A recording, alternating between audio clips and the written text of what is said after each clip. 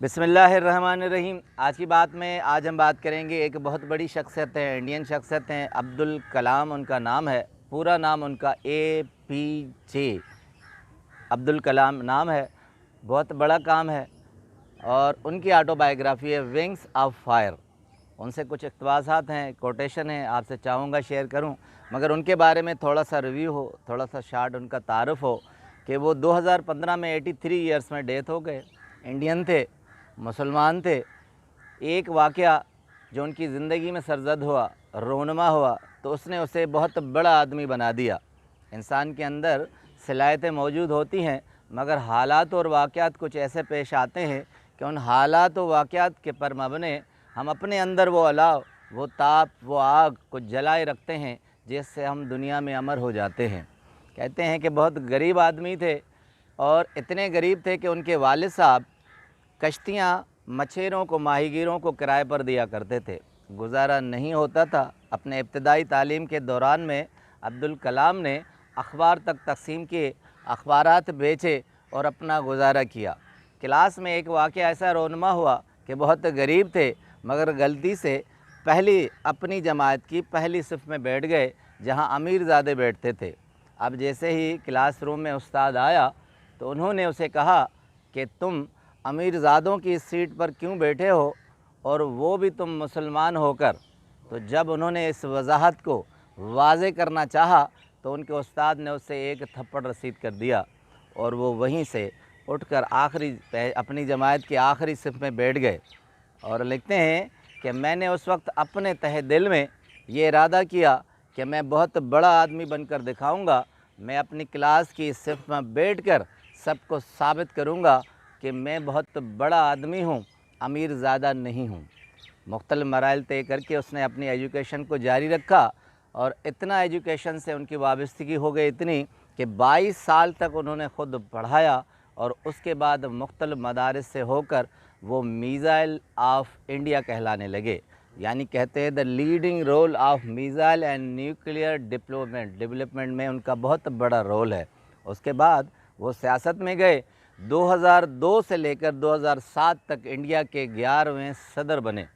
बहुत बड़ी हैसियत, बहुत रिगार्ड के साथ उनको माना जाता है।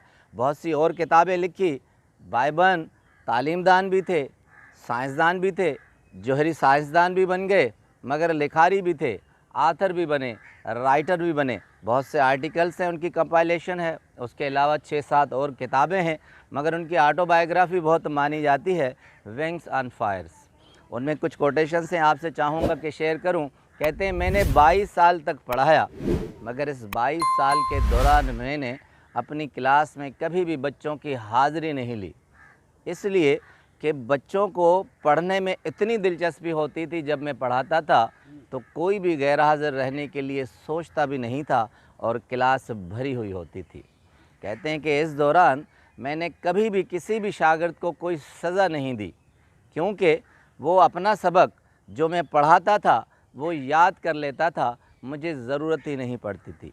कहते हैं कि इन 22 साल के दौरान जब क्लास शुरू होती है तो बहुत से शागिर्द आते और जाते हैं, मगर मैंने कभी भी किसी को रोका नहीं, किसी को भी खड़ा नहीं किया। चाहे क्लास से 10 मिनट पहले भी आया हो तो मैंने उसे इजाज़त दी कि वो बैठ जाए। कहते हैं कि कभी भी ना आने पर दूसरे दिन मैंने उन्हें सज़ा नहीं दी, जिस तरह दरवाज़े के पीछे खड़ा करके सज़ा दी जाती है।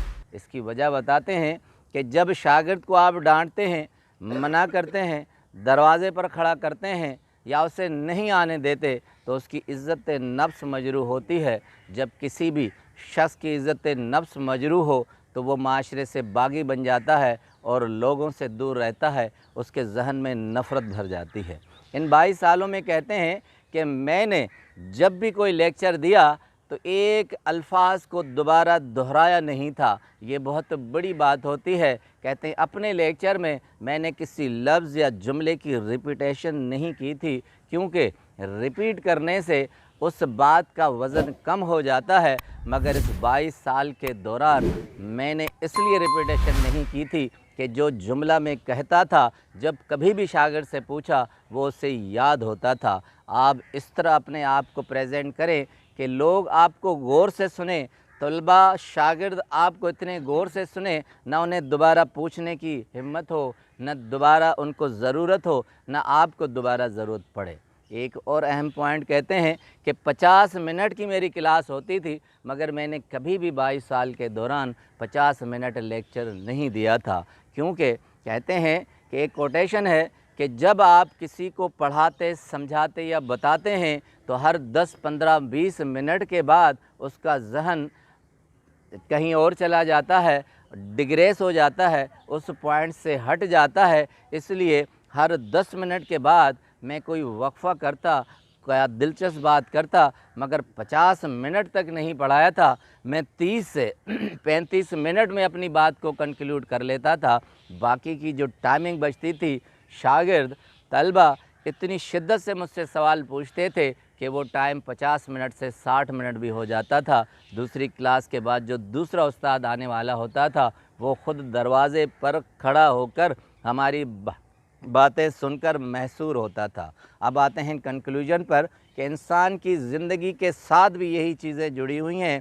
अगर आप अपनी बात को रिपीट नहीं करेंगे तो बात में वज़न होगा। किसी की इज़्ज़त नफ्स का ख्याल रखेंगे तो आपकी इज़्ज़त नफ्स तो बरकरार रहेगी, मगर माशरे में इज़्ज़त व अफ़ाम भी कायम रहेगी। इसके अलावा किसी के साथ अगर आप बिहेवियर अच्छा नहीं रखेंगे तो वो बिहेवियर मुड़कर आपके पास दोबारा आ जाता है। यही चीज़ थी, यही बातें थी जो अब्दुल कलाम को इतना ऊंचा ले उड़ी हैं। कहते हैं इंडिया में ये 11वें सदर सबसे मुनफरद इसलिए थे कि उन्होंने अपने पूरे मुल्क को जौहरी साइंसदान या साइंस से वाकिफ़ तो करवाया, न्यूक्लियर वीपन से तो वाकिफ़ करवाया, मगर उन्होंने एक रेस्पेक्ट का एक नया दरवाज़ा खोला था अपने सारे मुल्क में। उसने ये महसूस करवाया कि अगर आप किसी की इज़्ज़त का ख्याल रखेंगे तो लोग और माशरा और मुल्क इसी पर कायम होगा। अच्छे इखलाक और इक़्तिदार पर कायम हुआ माशरा